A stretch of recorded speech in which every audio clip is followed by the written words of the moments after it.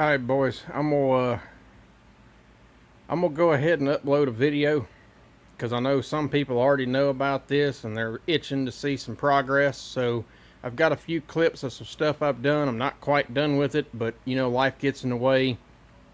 I got grass to cut and dogs to take care of and one to take to the vet, and life gets in the way, so I got to put it on hold for at least a day or two. It's getting really close, but I'm gonna go ahead and post what I got so y'all can see what's going on. Y'all keep watching. I know everybody's been waiting on this. This is like one of the biggest things on the channel right now, other than some of my other stuff. But getting this engine in my truck has been a year and a half in the making, and I'm just as tickled as some other people, but it's almost there. But I'm gonna go ahead and upload this so y'all got a little bit of stuff to watch. But y'all stick with me. There's more coming.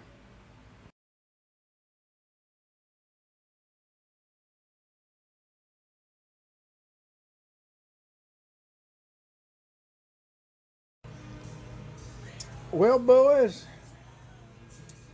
you notice there's something missing, and there's something else in front of the shop. There may or may not be an engine in my Dodge. And I apologize for not filming the install, but I worked a 12-hour shift last night, got home at 7:15 this morning, and I've been humping it. A couple guys from work come over this morning and helped me stab that old dude. She ain't quite ready to run yet, but it's in the truck. Got a few little problems with the engine mounts. I don't know if one of them was made wrong or what, but the engine tilts one way. I got to figure that out. And my retarded ass somehow misplaced the bell housing bolts and the converter bolts. So I got somebody coming with some of those. But the engine is in the truck. And I got a few pictures I'll put up. And the next few days I'm going to be working on this thing, and I'll continue to take video as I work on it. Like I said, I apologize for not making any content of me putting it in, but I'll tell you what, it's nerve-wracking to have 1,200 pounds worth of engine 5 feet in the air from a Bobcat bucket. There's nothing I can do to pick up a camera. And I ain't fancy enough to have no GoPros or tripods or nothing like that. So it is what it is. I will do better. But there will be more content coming. And like I said, I'm going to be working on it all week. I'm really hoping to have this thing running and driving in the next few days, if not the next week or so. Still waiting on a few parts to get here that have been on back order forever. But we will get past that. Anyway, boys, for now, I'm going to eat me a little bag of chips here and chill out for a minute, because I've been up a long time and I'm starting to struggle a little bit. We will be back. Y'all stay tuned.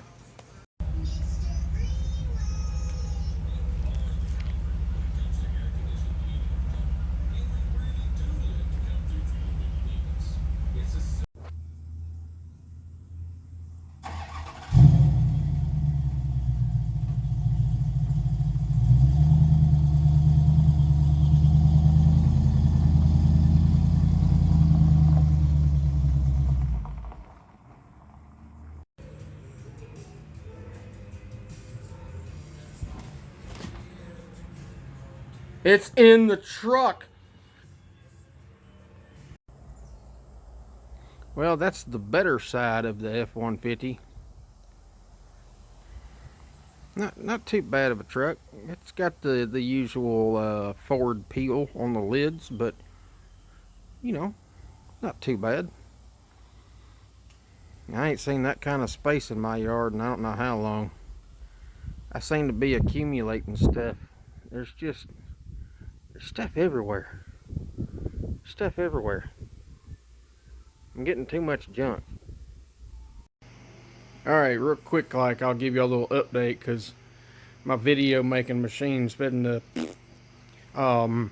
motor's in. I figured out my engine mount situation for anybody that has a first gen. the two engine mounts that bolt to the frame, the one in between, there's a left and a right. That's what I screwed up. I had one on the, I had them backwards. Anyway, they're in. New Geno's Garage urethane mounts for the first gen. Bell housing's hooked up. Converter bolts are in. I've got my new transmission lines. I got to pull these old dudes out, run my new ones. Trying to go through my wiring. Took some of the old AC stuff out of the wire because I ain't got no air conditioning. You just roll the windows down and go faster. Shortening some stuff up. I don't know why my charge cable is this damn long, so I may shorten it up and run it a little different. I got to get some more wire loom. Going through heater hoses and the vacuum lines that run to the heater stuff. The plug for the transmission, for the reverse lights, neutral safety, and all that jazz. Going through my wiring over here, trying to figure out what's what. Found my power wire for my run solenoid, trying to hack a few things out of the harness. Got to figure out what's going to go to ground, blah blah blah. My old temperature gauge switch used to be at the front of the motor. Now it's at the very back, so I got to cut that off and redo it. Trying to figure out all my throttle bracket stuff, where it's got to mount. Looks like I'm going to have to modify it just a little bit to make it clear correctly. Just trying to figure some of this stuff out and what's what and what needs to be hooked and what don't. And yeah, but engine's in the truck, and I'm going to continue to work on it. I mean, I could go ahead and set the radiator and stuff like that in there, but I'd really have it as open as possible while I'm running wiring and plumbing and, you know, all that shit, just so I know I got enough room, because it's much easier to stand right there and lean over the engine and work on it, because this damn engine bay is long as hell. Standing on my trusty old bucket, I can't reach the firewall, and you can't really reach the center of it from either side, so it's easier to stand in the engine bay of the truck and make a little love to her while you're working on it. So anyway, that's a little update. I got to go charge my phone. As I'm doing more work, I'll keep getting little snippets of, you know, the progress I'm making and what I'm lacking and when this damn thing is going to run. Anyway, for now, y'all keep watching. We'll be back. All right, boys, quick update. I got all the transmission lines out of it and the old fittings. This is the new fitting. I got all the junk out of the holes, and I took a little flat file and I kind of faced them a little bit because these have a seal ring on them. I'm gonna put a little pipe dope on there, screw that fitting in there, screw that fitting in right there, and we'll get to running some transmission lines. Now, for y'all that didn't know, this is a 3-speed truck. It's a 727. For those people that think that a 727 don't hold power, you're full of shit. This is a built 727. It's got a PPE pan on it, full manual valve body. It's got a billet input shaft, a billet converter, built custom for me by Florida Torque Converters. Those dudes are fucking awesome. I'll be calling them again. But that's a billet non-lockup converter because I've exploded 4 of them. Essentially fairly stock internals other than a bunch of valve body work. It does have a badass second gear band in it. It's a cast band with a it's got some kind of awesome lining on it. It's got some gear struts and some servos in it, and enough to make it hold under my right foot and what's in front of it. So it is a 727. And you know, PPE doesn't make a pan that fits a 727, but for y'all that know Mopar stuff, all of the overdrives in the big stuff, the 47s, 48s, they're all 727 base case. So this is actually a 48 pan, but it bolts to a 727 because they're all essentially the same body transmission, just with a little extra goodness behind it where overdrive would be. All right, let me get back to it. And another update. We got transmission lines. Look at that sweet goodness. It's pretty badass. I got to pull the grill off and run this one here to the cooler, because originally I had the hard line. Hard line stopped right up by the radiator. They went and kind of kicked up, and I had pushed a piece of hose on it, hose clamped it, and run it to the cooler. So now that I don't have the hard lines, this will be going straight to the cooler with fittings on each end, and it'll be good to go. So the pan, the oil pan has 2 studs for this side. I'm gonna move the studs around to where my clamps are, that one there, and then I've got one in front of the cross member. I'm gonna move the studs to where those clamps are and build me a little piece of angle iron off of it, and then the clamps have a little Allen head in the middle.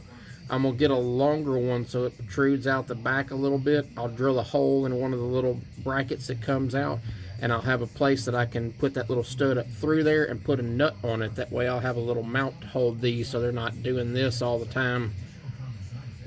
It'll hold it up in there. So now I may have some pieces of steel to use, I'm not sure yet, but I got transmission lines on. That's a step in the right direction. All right, let's keep going. All right, another little update while I'm thinking about it. This is the tranny cooler line I've got to connect. This is the old one here. It runs up through right here. You can see the fitting. So that's why I got to pull the grill off and put the new line on it. You can see the new lines down there where they come up. I've got an auxiliary filter right here under the battery tray. After blowing up a certain amount of converters, you get tired of replacing $400 transmission coolers, so that is a hydraulic filter in line right out of the converter. So if something blows in the tranny, it doesn't send shrapnel to the cooler and back to the transmission. It gets caught in that filter. I've got most of the wiring figured out. I'm gonna probably connect it later on this evening. I've got to get some stuff done around the house. My UPS man fell through one of my back steps, so I've got to replace that so I don't have a lawsuit on my hands. Got to get some grass cut, got to take a dog to the vet, you know, blah blah blah. But it's getting there. I did cut some shit out of it. It's getting close. I usually don't do this, but give you a little closing to the video I'm posting. I really appreciate all the loyal people that have been watching the channel and you know, calling me on a regular basis and, you know, asking when the next video is coming out and how's this going and how that's going. The people that have come out to the house that I know and work with, I really appreciate all the help from those guys. Helped me get this engine put in, because the 2 people that come, well, the 3 people that come out and help know that I couldn't have done it by myself. And I appreciate those guys. I appreciate the loyal people that keep watching. That's cool. It's really helping the channel grow. And y'all continue to like, subscribe, share, comment, whatever you want to do. It's much appreciated. I like feeling the love. You know, anytime I'm, you know, out bush hogging or something like that, my phone dings and I look at it and it's a new notification from YouTube. I'm like, oh shit, you know, somebody's done commented on a video. I enjoy, you know, commenting to those folks, because I don't mind, you know, sharing information or, you know, leaving a comment or, you know, whatever. You know, I enjoy that kind of stuff. Makes me feel good that somebody wants to watch the stuff I do anyway. But y'all keep watching Turtle Man. We're gonna be back with some more stuff. Yeah, we appreciate y'all.